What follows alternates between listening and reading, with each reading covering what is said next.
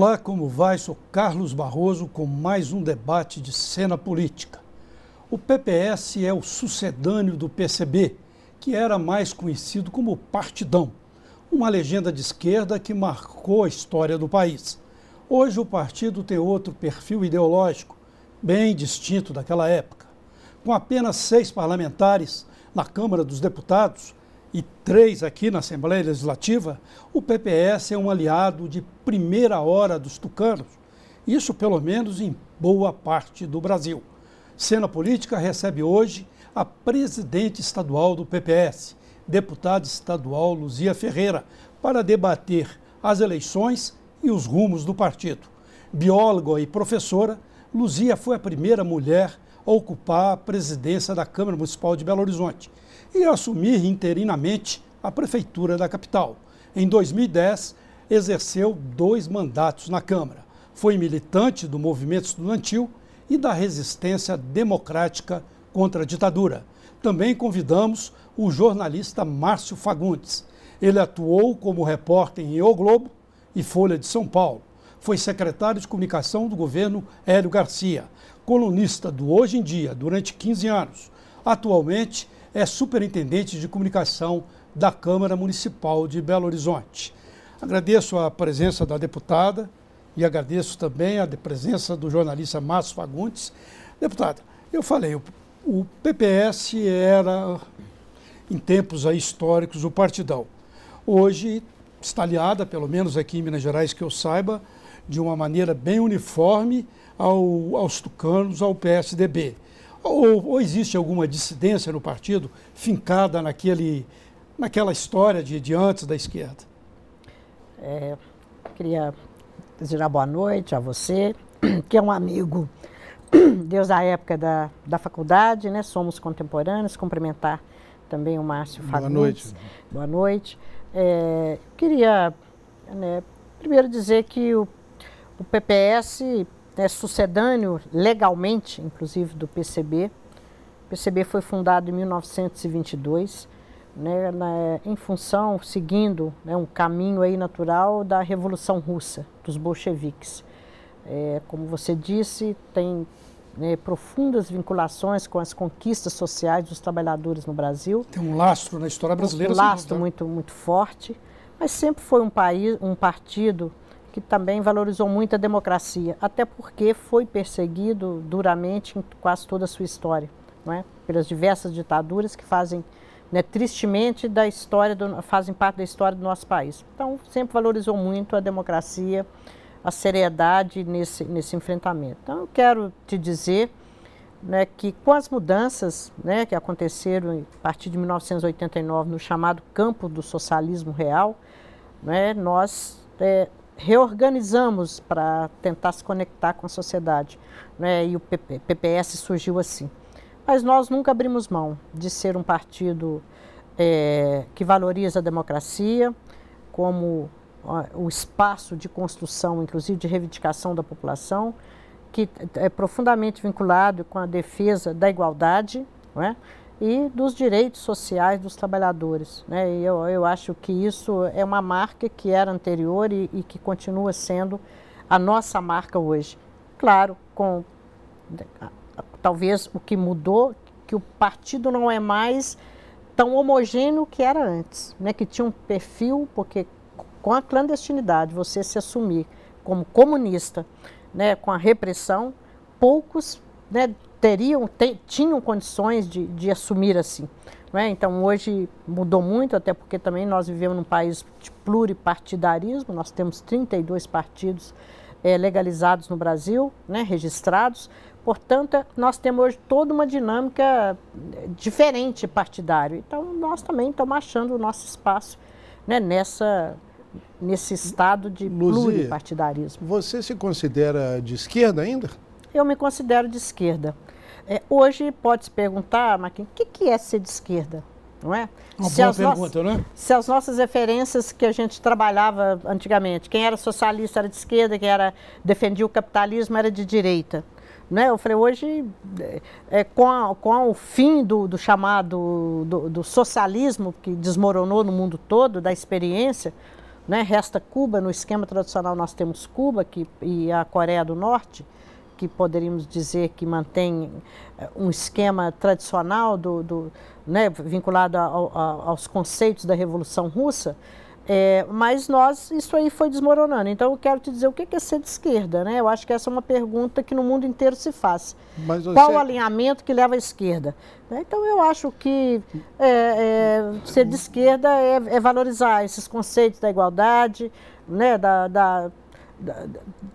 do controle social, do aprofundamento da democracia, do controle social do Estado, né, das políticas públicas, de colocar mesmo, de ter um Estado que possa até criar restrições, vamos chamar assim, para esse capitalismo selvagem que a gente vive hoje. E né?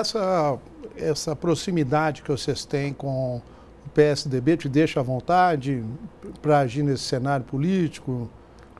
Me deixa à vontade, porque a gente continua trabalhando como uma frente, né, uma frente política. Eu falei, as coligações, elas acontecem com os diferentes, elas não acontecem com os iguais, porque se fôssemos todos iguais, nós estaríamos numa mesma agremiação política. Né? Então, ali é uma frente política, né, onde a gente tem condições até de defender nossas ideias. Eu acho que o PSDB, como um partido do centro democrático, né, e vamos assim dizer que ele nasceu da luta democrática, suas principais fundadores têm profunda vinculação também com a democracia. Esquerda, centro democrático. Estou falando de centro democrático, porque também se descaracterizou. O PSDB, que nasceu um partido de centro-esquerda, claramente ali naquele momento em que o PSDB, o PMDB, que vinha da luta contra a ditadura e, portanto, abrigava, inclusive, várias correntes de esquerda, não só o PCB, mas o PCdoB também e outros que ali ocupavam, foi se descaracterizando. E um grupo que saiu do PMDB para criar o PSDB era um partido mais à esquerda à época do que o PMDB, ele queria mais identidade. Né? O PMDB à época tinha virado, vamos dizer, uma geleia ideológica de posições. Então, ele também foi crescendo e se transformou, perdeu essa identidade. Né? Eu acho que é isso que nós estamos tratando aqui. Mas eu te pergunto também, você pode dizer que o PT é de esquerda, não é?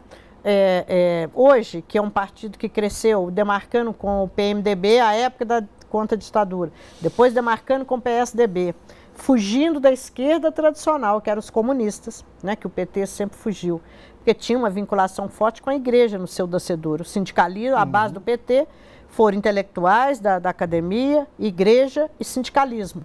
Não é? E, portanto, já rejeitava o modelo tradicional da esquerda tradicional, que era oriunda né, dos partidos que se alinhavam com o chamado socialismo real, né, capitaneado pela União Soviética. Então, eu pergunto também, então, o PT que conseguiu inovar, criar uma forma diferente, propostas diferentes daquele tradicional esquerda, também se perdeu, né, no meio aí do caminho. É um partido, inclusive, novo, né, tem aí seus 30 anos, não é um partido tão antigo, né, e, portanto, no poder se perdeu mais ainda, se diluiu muito mais ideológica, politicamente, na sua composição social, na sua representação, inclusive, política. A gente não vê mais aqueles quadros históricos do PD. Poucos que a gente vai olhar da sua bancada de deputado, a gente pode dizer que são aqueles quadros históricos, que têm raízes, que tinha ali aquele compromisso socialista e de esquerda. Então, eu falei, nós vivemos uma realidade partidária muito diluída, de todos os partidos. A diluição é a geleia geral? É uma geleia geral. E nós, como um partido pequeno, quer dizer, a gente fica mais difícil, às vezes, identificar. Não é? Mas, assim, programa do partido, o nosso posicionamento, né, como bancada federal, a gente mantém, né, esses lastros antigos que originaram, que é lutar contra as desigualdades, que é ser um partido generoso do ponto de vista de defender um país mais justo. Isso marca, em qualquer coligação que a gente esteja, isso marca a nossa presença ali, né, e também dos nossos mandatários, o presidente Roberto Freire, que tenho reconhecido por todos como uma pessoa coerente com a sua história, com seus 30 anos de vida pública.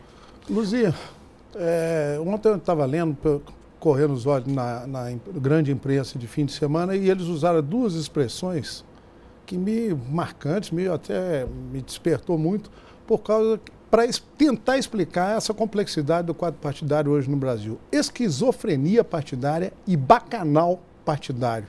Você acha que nós chegamos a esse ponto? Para onde nós vamos? Eu acho que é incompreensível você pensar assim, num país, né, 32 partidos estão registrados. Nós não temos 32 linhas ideológicas e políticas de diferenciação, vamos ser sinceros. Então, há uma situação de desconforto, porque na época da eleição ninguém sabe diferenciar um partido do outro. Há legendas que usam, se formam um partido para até fazer alguns negócios em época de eleição, vender tempo partidário, vender vaga em coligação, ser apenas um trampolim para outras legendas. Então, talvez seja por isso que está usando esses termos até tão agressivos como você colocou aqui. Né? Então, eu creio que nós chegamos no limite, viu, Márcio, Carlos? Não é possível também esse modelo eleitoral do jeito que nós estamos disputando a eleição. Campanhas que o poder econômico prevalece, sem nenhuma vinculação, distritalizar o voto, algum mecanismo é necessário.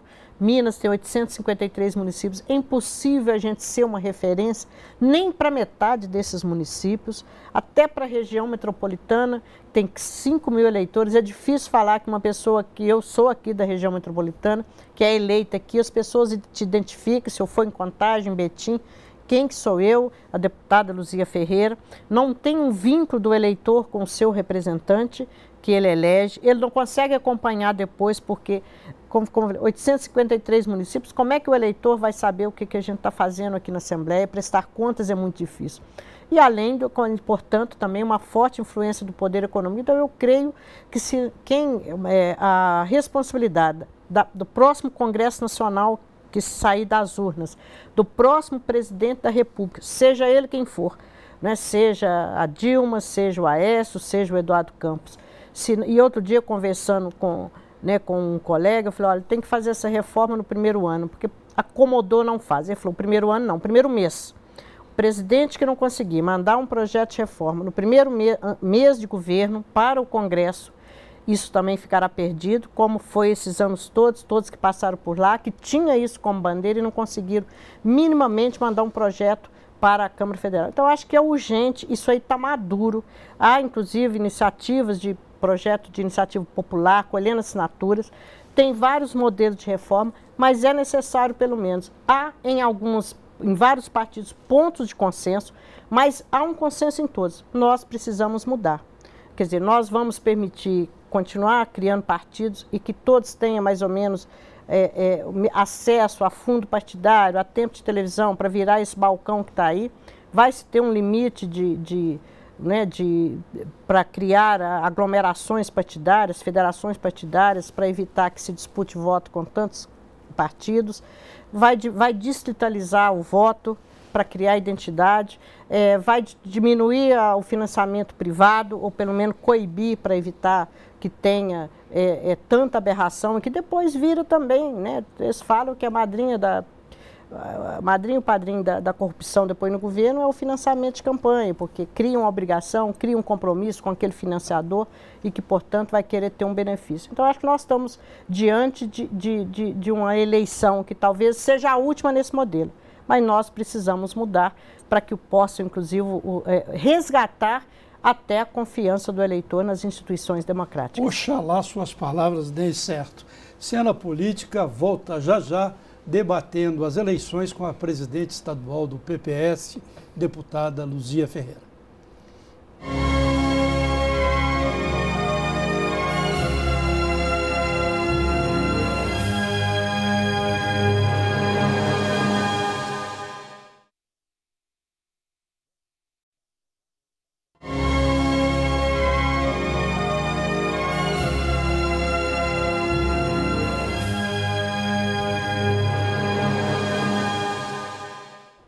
De volta ao debate de Cena Política com a presidente estadual do PPS, deputada Luzia Ferreira. Deputada, eu falei na minha abertura que o PPS, em boa parte do Brasil, está com o PSDB, com os tucanos, embora o partido tenha anunciado o apoio ao candidato a presidente do PSB, o ex-governador Eduardo Campos. Acho que entra um pouco no que o Márcio falou ali, aquela esquizofrênica política brasileira. Seria isso? Como é que o PPS está com o Eduardo Campos, ao mesmo tempo com a maioria com o Aécio? Na verdade, esses 12 anos aí do governo do PT, sobreviver na oposição, né, no Congresso Nacional, o PSDB, os democratas e o PPS. Vamos ser assim, ser muito claro, né, no Brasil também tem isso. Todo mundo quer estar próximo do poder e a sobrevivência passa a ser isso. Ser ali, ficar todo satélite. Todo mundo no mundo político. No mundo político. Todo mundo quer ficar perto do poder. Os partidos, né? Os partidos, as bancadas.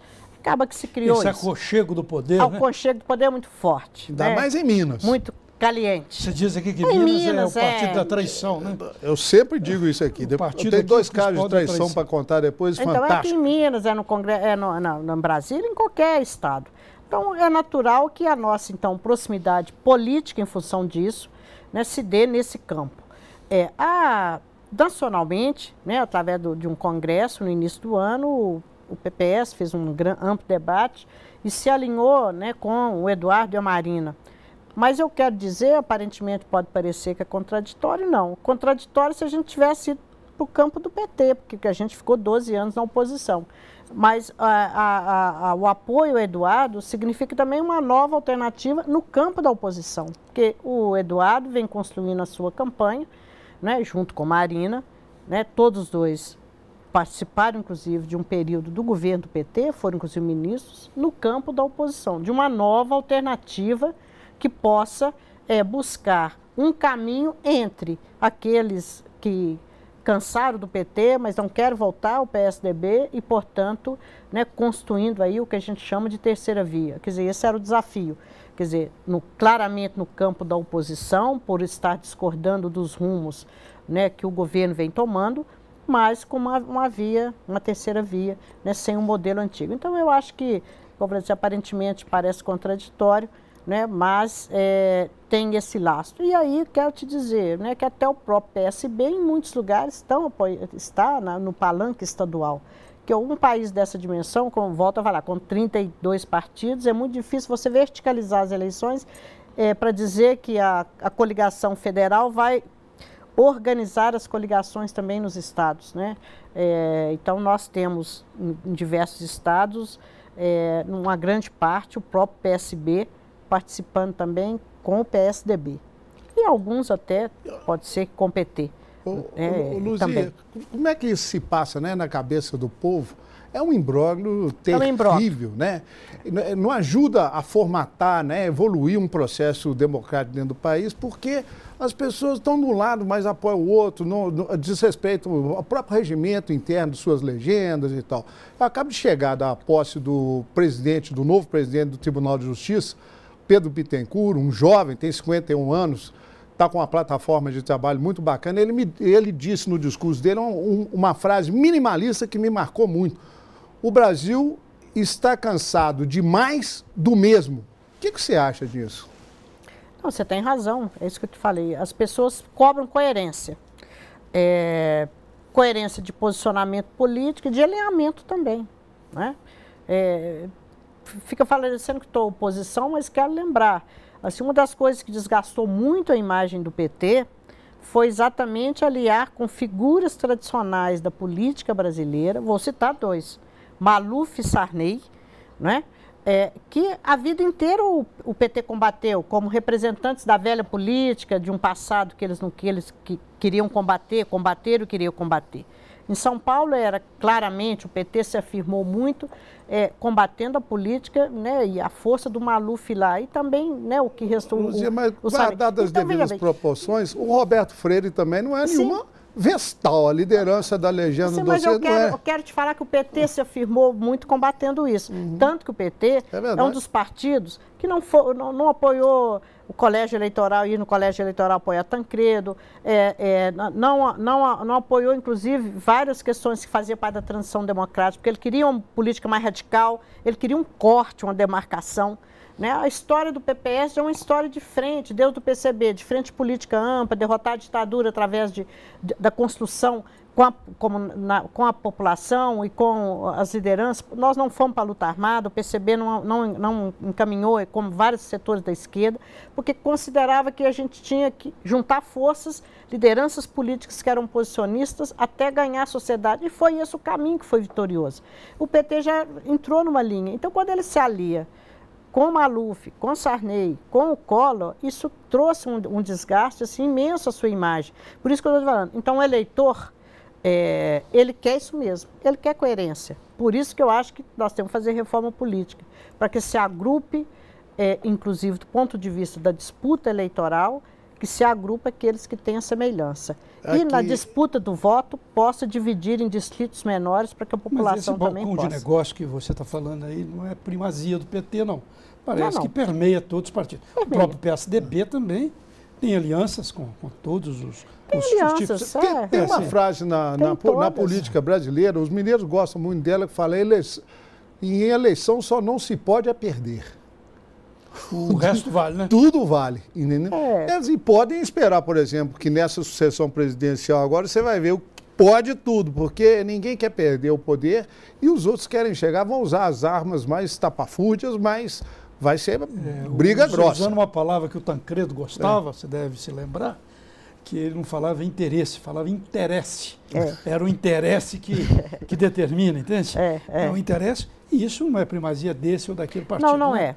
Não é, não. Infelizmente, ainda sobre a reforma que você estava tocando agora, você acha que os políticos, eles mesmos vão entabular um processo de mudança que certamente vai prejudicá-los, entendeu? No sentido de reduzir a representatividade, abrir espaço. Por que não a sociedade civil hoje organizada não pode indicar em qualquer país civilizado do mundo? Você não precisa passar pelas legendas partidárias hoje para se candidatar. Dou um exemplo na Itália, por exemplo, que um grupo de pessoas, 2 pessoas ou mais, encaminham um documento. Eu sou candidato, você é candidato. Você pode ser candidato a um cargo no Legislativo.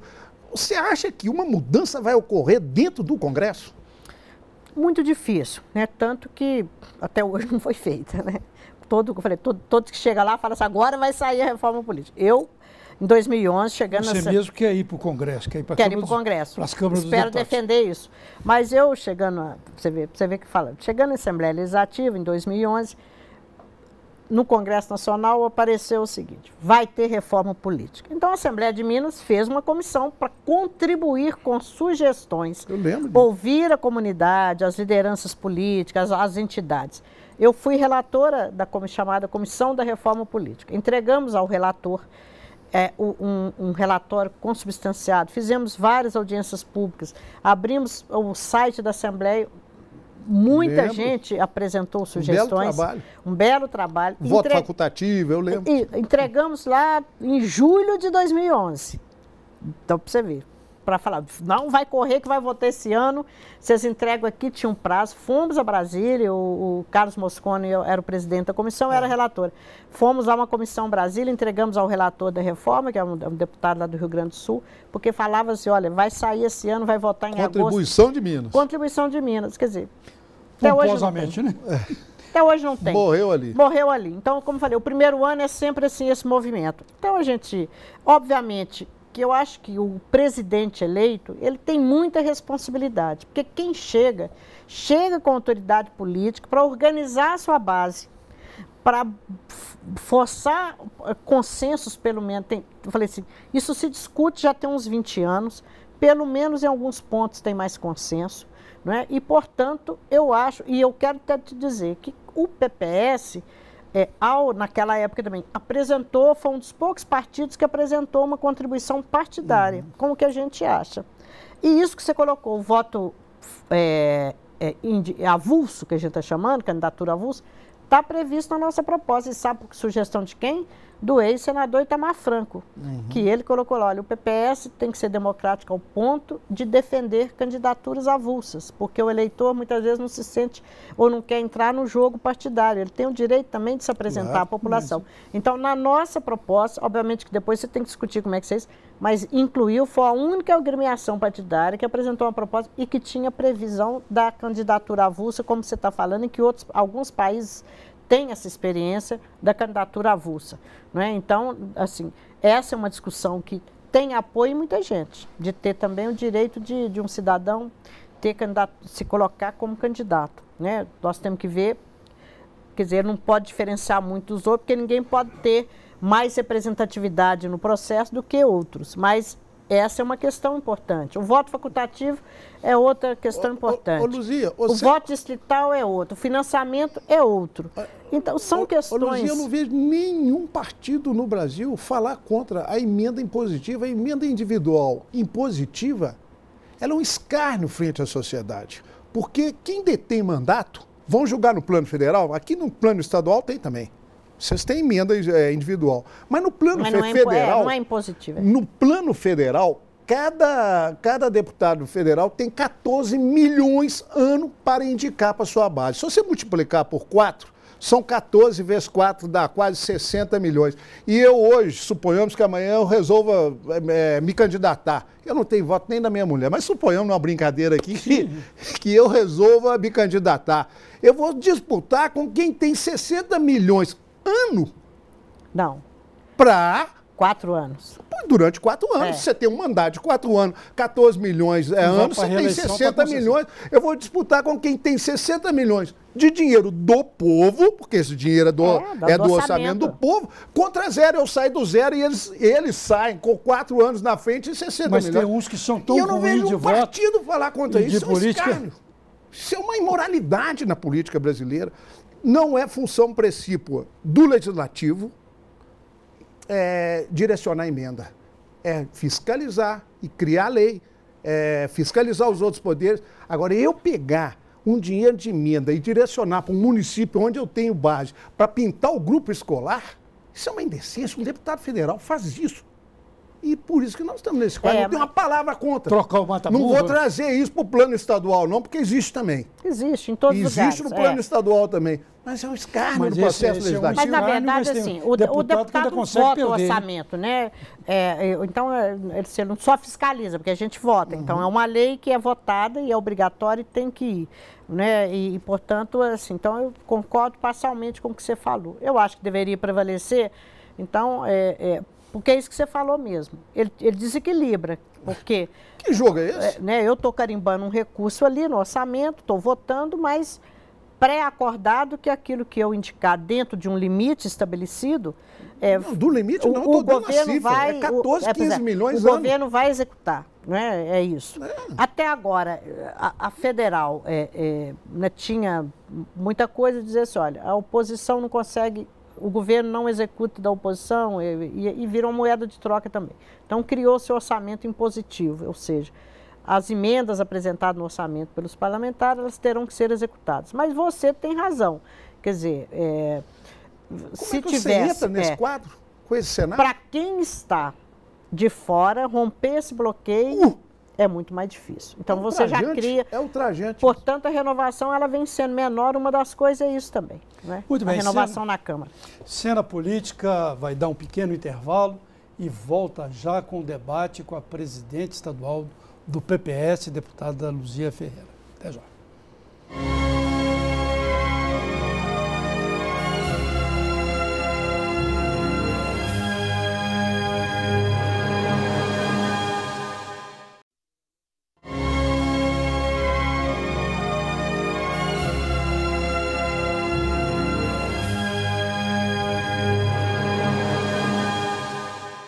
De volta à cena política, debatendo as eleições, com a presença da presidente do PPS, deputada Luzia Ferreira, e do jornalista Márcio Fagundes. Deputada, eu quero falar agora da eleição aqui de Minas, dessa disputa aqui em Minas. Eu estou até com a pesquisa que saiu domingo agora pelo jornal Estado de Minas. Vou falar rapidamente, que enfadou em falar os números, mas a gente tem Pimentel 27,5%, Pimenta 15,1%, Júlio Delgado, agora é o pai dele, Tarcísio Delgado, 6,6%. Não vou falar o resto para não ficar enfadonho. Mas quem ganha essa eleição disparadamente, está na frente, chama-se indecisão. 47% não sabem quem votar, não sabe qual que é o candidato, não sabe se vai votar em branco ou nulo. Como que você, permita-te chamar de você, está analisando essas eleições e esse quadro de hoje? Eu acho que é uma grande desconfiança do eleitor. Esses números refletem, não é só uma impressão da gente que está andando aí por essa Minas Gerais toda. Isso dá para ver nos interiores aí? Dá. Dá para ver no interior,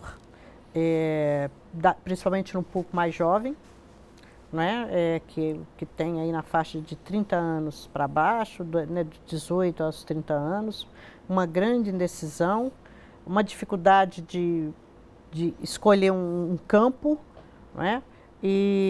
Portanto, uma desconfiança também até na democracia. Eu falei, o perigoso de tanta coisa, de tanta denúncia, de tanto esse modelo errado que nós já falamos aqui, é que as pessoas passam a desacreditar no próprio voto, capacidade do voto de construir mudança nas instituições democráticas. Você acha que isso é um reflexo de junho de 2013? Assim, eu acho que o junho acelerou. Porque também tem alguns momentos históricos e eles são sínteses. Então, aquilo que no imaginário das pessoas já eram errados, já não estava correspondendo. Com a internet, Carlos, é bom saber que isso é uma grande revolução. Porque a pessoa passa a ter autonomia de buscar a sua informação. Ela não depende mais do chefe político local, como há 30 anos atrás, que um chefe político, um prefeito, um vereador, fazia muita opinião numa cidade pequena, ele que comandava. Hoje as pessoas têm autonomia de buscar essa informação por conta própria. A internet propiciou isso, especialmente, talvez por isso, no público mais jovem, são os mais indecisos e os que mostram mais tendente até a votar branco e nulo também. Né? Então nós temos uma nova realidade, que eu acho que isso é uma grande revolução, porque dá mais autonomia às pessoas de decisão. E nós temos também, mesmo em segmentos tradicionais, como a gente já viu em 2012, que naquela cidade pequena, que a vida inteira reveza duas famílias, gerações que o avô foi prefeito, depois o filho, depois o neto, e vai revezando, não é nem partido, é aquele grupo ali familiar de um ou de outro. Nós já vimos em 2012 que muita gente furou esse bloqueio e as terceiras vias surgiram fora desse patamar. Então, um sentimento de renovação, de acreditar no novo, em propostas novas, fugir do esquema tradicional, que eu acho que esgotou. Eu acho que no Estado, o PSDB administra aqui 12 anos, né, tem uma exaustão também, tem muita conquista, muita coisa foi feita, mas há um cansaço, há exaustão, porque também os problemas são grandes e não se resolveu, né? E acho que aqui está se batendo claramente aqui, então, os dois campos que no plano nacional têm se revezado na política nos últimos 20 anos, que é o PT e PSDB, né? E aqui, agora, com essa novidade do PSB, está lançando um candidato, que seria a chamada terceira via aqui, né? E que pode desequilibrar a disputa. É um político experiente, já foi 3 vezes prefeito de Juiz de Fora, 2 vezes deputado federal, presidente nacional do PMDB, líder na Câmara. Então, ele pode jogar essa eleição assim para o segundo turno? Eu acho que pode. Eu acho que pode. Estava uma eleição plebiscitária, né? Estava plebiscitária. O Barroso, o Tarcísio traz consigo, inclusive, um sinal para o eleitor diferente que nós nunca ouvimos aqui na capital. Ele vai falar assim, eu estou disputando contra 2 prefeitos de Belo Horizonte. É a primeira vez que um prefeito do interior disputa contra 2 de Belo Horizonte. Então, prefeito do interior, venha comigo, é uma mensagem nova que ele pode cavar por ela. Se ele ainda não pensou nessa, você está dando a dica, né? Pimenta da Veiga foi prefeito aqui, e o Pimentel foi prefeito. Falou, gente, quem sabe chegou a hora de um prefeito do interior? É um mote que ele tem. E, naturalmente, ele vai explorar muito essa questão, que ele foi um dos autênticos do PMDB. Foi, da luta contra a ditadura, da luta democrática. O grupo hoje não tem aquela importância, naturalmente. Não. E vai explorar também o fato de buscar voto na Zona da Mata, que é a região dele. Você acha que isso aí, como é que vai ficar? Eu acho que cria uma sinergia nova, porque ele pode, aquilo que fala, ser o desaguadouro desse eleitorado, que não quer mais o PSDB aqui, mas não quer o PT também, né? A gente sente que tem um desgaste, tem muita gente que não quer. Então ele pode ser aquilo que vai canalizar e pode levar a disputa para o segundo turno. né, naturalmente, porque nós temos uma eleição apertada aqui também, né, os números, que se você leu, mostram, né, um recall grande aí do Pimentel, né, que foi prefeito, é do PT, então tem força no Estado, está com 27%, mas você vê, é menos de um terço. Apesar de já ser bem conhecido, menos de um terço está fazendo opção por ele. O Pimenta, que estava ausente, né, há mais tempo, tem que recolocar o nome 20 anos praticamente se tornar conhecido. Então é natural, né, que esses 15% ainda não reflete um conhecimento, né, do eleitor mais jovem, de quem está no interior, que não, às vezes nunca ouviu falar.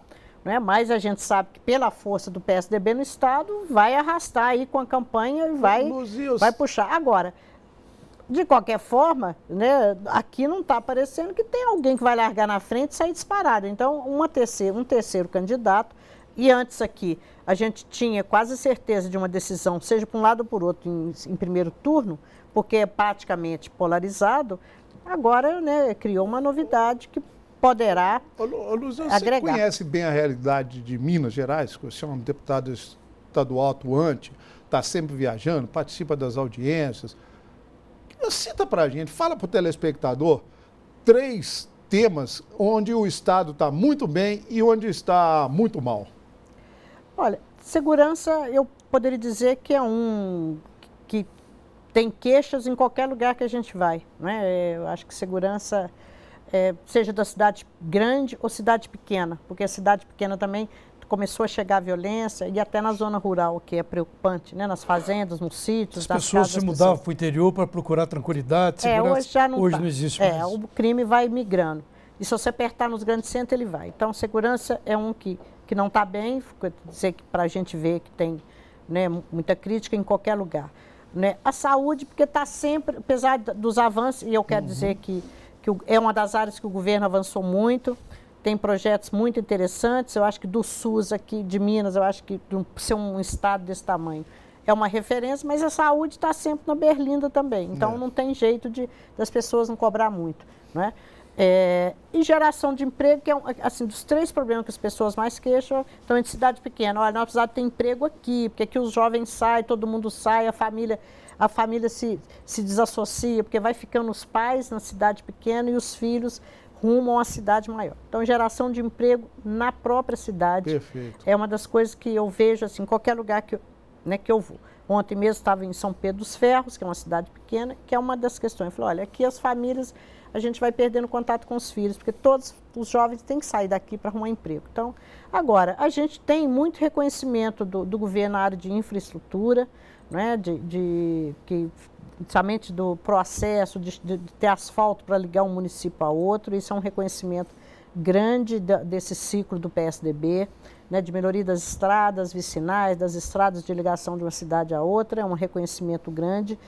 Nós temos também, apesar de ser combatido, mas a educação, as pessoas, não é uma queixa, a pessoa avalia, principalmente no interior, que a escola é de qualidade, a escola pública, estadual, é uma referência para todos, às vezes na capital não é, mas no interior é. As pessoas estudam na escola pública, a maioria, né? Nas cidades pequenas não tem nem escola particular, então é uma referência importante a educação. Né? E a questão também dessa infraestrutura geral, saneamento, energia, que isso avançou muito, antes não tinha, está chegando em todas as cidades, é também um reconhecimento. Né? Então, acho que eu poderia dizer assim, né? Apesar de que muitos reconhecem também a saúde, os avanços, mas ainda tem muita queixa e mostra que tem que continuar sendo uma política de investimento importante de qualquer governo que sentar ali. Né? No interior, as pessoas sentem que essa eleição, Pimentel versus Pimenta, é governo federal contra governo estadual.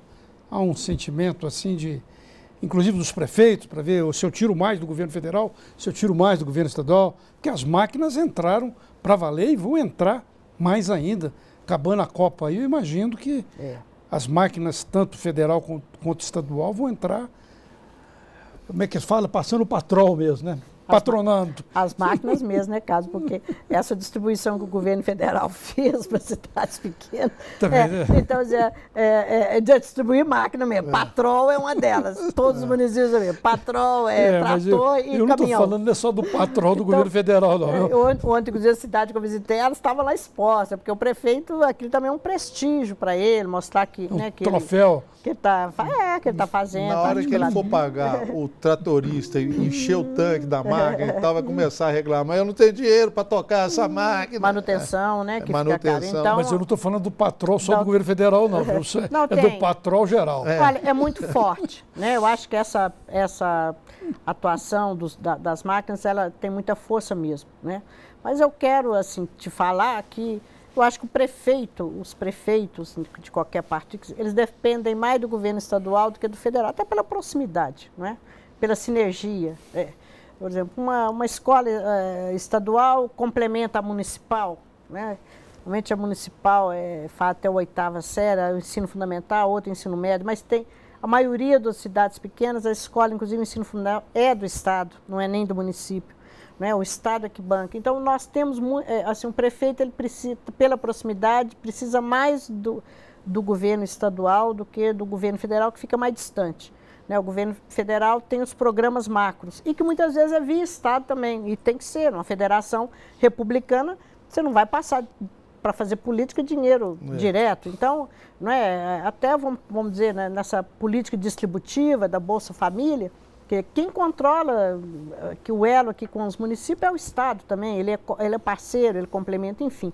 Então, tem essa proximidade, mas é muito forte, vocês têm razão. Por isso que a gente vê no momento os prefeitos até receosos, às vezes, de tomar uma posição ou outra, porque ele fica com medo de ser retaliado, de cortar algum benefício que tem no município. Infelizmente, nós temos também. Nós temos acende uma vela para Deus, outra para o diabo? Uma vela para Deus e para o diabo. Nós temos péssimos exemplos mesmo, que a pessoa corta, às vezes, um convênio que está no meio porque não apoiou. A gente sabe disso. E, portanto, o prefeito fica lá com o seu pé atrás, com medo os prefeitos hoje não têm dinheiro para nada, porque nós temos também uma federação invertida, que os recursos se concentram, né, na federação, portanto, o prefeito não tem dinheiro, às vezes, nem para calçar uma rua, para comprar uma ambulância, se não tiver ajuda. Então, ele fica com medo de ele estar com um convênio ali, repassou uma parcela. Se não tiver voto aqui para o candidato X do governo federal ou estadual, eu vou cortar esse convênio. Então, ele vai equilibrando ali. É uma situação difícil e constrangedora. O Márcio está querendo fazer uma pergunta, mas, infelizmente, Márcio, eu tenho que chamar o intervalo. Cena Política volta já já.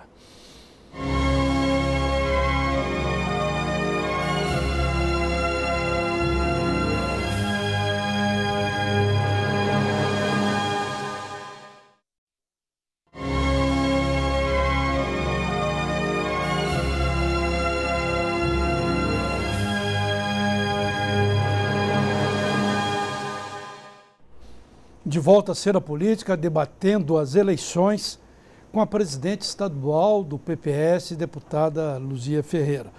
Deputada, vamos puxar um pouco o assunto para o cenário federal. São 3 candidatos despontando, pelo menos aí, né? Dilma, Aécio e Eduardo Campos. Eu, particularmente, não acredito que o PPS aqui de Minas vai vestir a camisa pernambucana e sair pedindo voto aí para Eduardo Campos. Mas queria a sua análise, como que você está vendo, tanto em nível federal quanto estadual, essa disputa pela presidência. Eu acho que ela é mais, talvez, interessante do que a anterior, porque eu acho que o Eduardo e a Marina estão criando exatamente uma nova alternativa, né, de voto para o eleitor. Seria uma possível terceira via? Terceira via. A Dilma é a continuidade, então quem quer, né, votar na continuidade do governo está lá bem delimitado. O Aécio simboliza a oposição e os números e os movimentos do eleitor nessa fase de pré-campanha, porque a eleição só vai começar agora em julho, né, e com certeza depois da Copa, mostra, né, que quem quer derrotar, ir para a oposição, está fazendo voto no Aécio. E acho que Eduardo e Marina, que são, especialmente Eduardo, pouco conhecido do Brasil, ele é mais conhecido em Pernambuco, Paraíba, mas tem pesquisa que indica que no próprio Nordeste, que é muito grande, ele é desconhecido, né, em Minas, no Sudeste, mais ainda, no Sul, Mato Grosso. Então, eu acho que o Eduardo vai se tornar conhecido como candidato a presidente só depois que começar o horário de televisão. Agora os dois não estão somando nada. Não estão somando. Não está aumentando não nada. agregou voto da Marina com o voto que ele potencialmente tinha. Então, acho que a campanha, a hora que ele ficar conhecido na televisão, é que pode, né, fazer isto e, portanto, somar os votos, agregar. Mas, de qualquer forma, eu acho que ele conseguiu tirar a polarização da campanha, o plebiscito. O plebiscito é quem é PT vota na Dilma, quem é contra vota no Aécio. Né? Eu acho que ele criou uma terceira via que poderá receber, então, os votos de quem não quer a continuidade do governo, mas não quer também a oposição do PSDB. Eu acho que, vamos ver, acho que é uma eleição que pode trazer, inclusive, exatamente por ter uma terceira via, mais debates. Forçar que tenha mais debates e que as pessoas apresentem propostas, seja da continuidade, seja de quem quer mudar. Então, eu acho que pode ficar interessante, né, na hora que a campanha pegar o ritmo. Em Minas, eu acho que essa é muito forte aqui, é daqui, né, foi governador por 2 mandatos, né, a sua origem é aqui, portanto, tem uma força política muito grande. Né, e com certeza deve ser o mais votado aqui para presidente. Né, a sua força, eu acho que cria uma sinergia com a campanha também do Pimenta da Veiga para o governo do Estado, exatamente por ser do mesmo partido. O Anastasia, nosso querido governador, né, e quero dizer que aí por onde eu ando, o Anastasia, né, tem o eleitor mesmo do interior, uma grande admiração, né, pela pessoa dele, pelo trabalho pelo que ele realizou.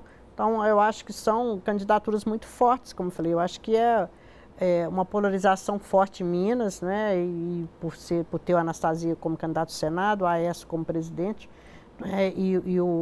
São todos 45. Você falou em polarização, mas os caciques aí do Tucanato chegaram a dizer que a Aécio teria 5 milhões de votos de frente aqui em Minas. Isso aí eu acho meio exagerado. Eu acho que é um exagero, né? Porque a eleição vai ser polarizada. Né? Mesmo aqui? Então, Luzia, por falar em eleição... não acho que tem 5 milhões, mas vai sair com uma frente importante, como aqui tem muito eleitor, São Paulo, Rio. Quer dizer, se a Aécio sair bem aqui nos 3 estados do Sudeste, né, contando com o Sul, que tradicionalmente a oposição já saiu bem, o Centro-Oeste, que parece que está bem, né, e eu acho que... Escolheu o Aloysio Nunes, do Serra como vice. Do voto do paulista, ligado, né? A José Serra, José Serra, Vai dormir com um amigo do inimigo.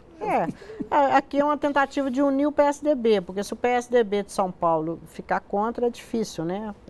Eu queria que você fizesse uma rápida análise para nós sobre a importância das redes agora nessa eleição e se você acha que a rede vai ajudar a inflamar esse ambiente que hoje já está à beira de explodir. Por exemplo, Pimentel e Pimenta vão sofrer na rede social? Vão sofrer. Primeiro porque cada um tem o seu exército virtual aí, né, Eu achei até que você fosse falar que cada um tem seu rabo meio grande, né? Deu essa impressão? Deu. Não, mas é porque cada um tem suas pessoas postadas ali. Tem o ataque espontâneo do eleitor que é crítico e que tem uma ferramenta à sua disposição fácil e vai ali emitir sua opinião. Mas grande parte do que a gente vê, principalmente dos ataques, ele é organizado, ele não é espontâneo. Né? Contratado, pago regiamente. Contratado e pago. Né? Eu acho que a lei tem até que em algum momento, se tiver abuso, ver como é que faz, porque uma coisa é calúnia, essa coisa que você usa para isso. Disseminar mentiras, e aí, quando você cai na rede, em 1 minuto você está atingindo milhares, né? Então é difícil ver depois... Para entrar é fácil, para limpar é difícil. É difícil, isso você falou. Agora, eu volto a falar, é uma grande revolução, assim, na autonomia das pessoas de buscar decisão. Porque isso, você chega lá em Caiana, que é uma cidade pequenininha, lá da Zona da Mata, as pessoas têm acesso à internet. Você vai ter muito voto em Caiana, né? Que toda hora você fala de Caiana. Graças a Deus, tem. Amo Caiana. Então, eu fui votada lá. Eu falo Caiana porque foi o município que eu tive mais votos proporcionalmente. Eu tive 32% dos votos, sou muito grata por essa confiança, porque ninguém me conhecia lá. Aí você chega em Caiana, as pessoas estão acompanhando o seu trabalho, estão na rede social, estão acompanhando. Então, enfim, eu acho que é uma grande ferramenta, né, para as pessoas formarem opinião. Quem não lembra que em junho do ano passado, as chamadas jornadas de maio e junho, começou pela internet. Então, aquilo que ninguém acreditava, ele não tem uma entidade, não tem um sindicato, não tem um partido, quer dizer, mostrou também que nesse processo da democracia digital, as instituições mais tradicionais vão ficando perdendo espaço, não é?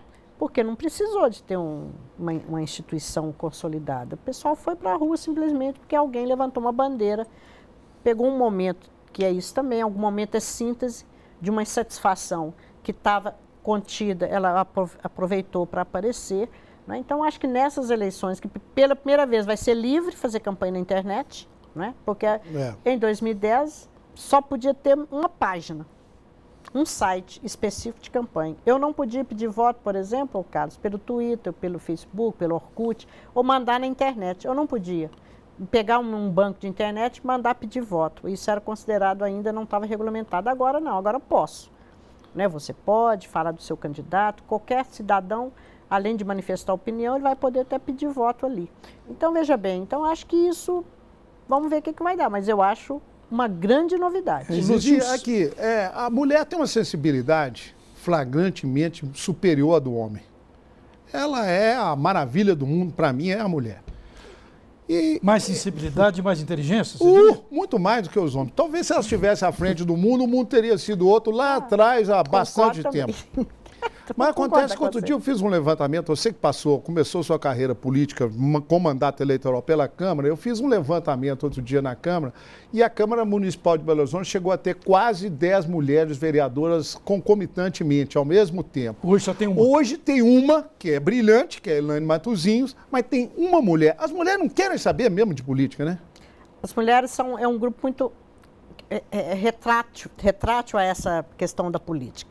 Mas por isso que é uma coisa que eu te falei, você pode dizer que um país é verdadeiramente democrático quando tem na sua representação no Congresso Nacional apenas 9% de mulheres, sendo que somos 52% da população, estudamos mais, que hoje nós somos a maioria, em qualquer nível de ensino nós temos uma maior formação, somos 50% da força de trabalho, estamos em todas as profissões, mostramos. E aí você chega no poder de decisão, só somos 9%. Muito pouco, né? Então, assim, tem uma pesquisadora que cunhou uma frase que ela fala que há um déficit democrático pela nossa ausência reiterada dos espaços de decisão. Uhum. Então, que no Brasil há um déficit democrático. E não é um problema das mulheres, é um problema do país, da nossa democracia. Que modelo é esse que afasta as mulheres? Porque você falou, claro, hoje está lá quando eu entrei, nós éramos 7. 2004, 7 mulheres. Hoje tem uma. Pelo meus cálculos, 0,2%, 0,3%. Uma de 37%? Uma de 41. De 41. Porque nós temos dificuldade de eleger, porque nós não temos vínculo com o poder econômico para financiar as campanhas.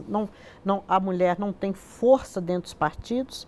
Eu sou a única presidente de partido dos 32 em Minas estadual. A única mulher. Sou eu. E você, eu ia te perguntar isso. Sou a única. Eu te tratei de presidente do PPS várias vezes. Você reivindicaria a ser presidenta como a Dilma? Não, quando eu cheguei na presidente da Câmara, teve essa discussão. Você vai usar presidenta ou presidente? E eu cheguei antes até da Dilma, porque eu fui eleita em 2009. Então, discuti até, eu falei, olha, eu acho que o que é mais senso comum é presidente, né? Que pode ser para homem ou para mulher. Então, eu adotei lá na Câmara. Em 2009, eu era presidente em todas as minhas correspondências e tudo. E continuou no PPS? Eu continuo também como presidente. Então, eu quero dizer assim, a vocês que nós temos dificuldade de ter financiamento, temos dificuldade, a mulher não tem força nos partidos, ela não participa dessa organização de coligações, desse métier que muitas vezes ajuda a dar visibilidade, ela não tem apoio, portanto, até dos recursos partidários para colocar ali.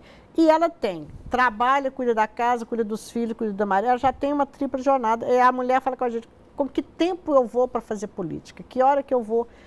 Tempo. Então, é uma dificuldade. Então, por isso que eu falei, a gente tem que repensar esse modelo, porque senão, cada vez mais, nós vamos ter uma política só de homens. E, portanto, Luzia, eu acho que isso também, não, você falou, não contribui para representar o conjunto da sociedade. Dando um salto para o futuro, com um olhar para o futuro, você não acha que muito em breve, talvez uns 20 anos, no máximo, 20, 30 anos, talvez nem isso, nós vamos ter uma democracia plebiscitária assim flagrante, com todo o dispositivo de acesso ao cidadão, os projetos de lei que estão nas câmaras municipais, nas câmaras, na Câmara Federal, nas câmaras estaduais, isso vai ser votado pela população, a população solta. Você não acha que nós caminhamos para uma democracia direta, não? Esse é um desafio, assim, era um desafio mais difícil, porque você pensa um Brasil desse tamanho, 200 milhões, como é que ia fazer? Mas hoje, com a internet, há de se pensar. Ou, pelo menos, usar mais aquilo que a própria Constituição já definiu, que é o referendo ao plebiscito, que nós usamos pouco. Né? Nós usamos muito pouco. Tem países que usam muito para referendar leis com muita frequência. A internet, quem sabe, pode permitir fazer muito mais isso. Eu acho que é isso que você falou. Nós precisamos, essa revolução da internet também é a favor da participação maior do cidadão, organizadamente, né? Então, eu acho que é um desafio, mas é possível. Muito bem, agradecemos a presença da deputada Luzia Ferreira, novamente, e do jornalista Márcio Fagundes. E Cena Política volta na próxima semana com um novo debate. Até lá.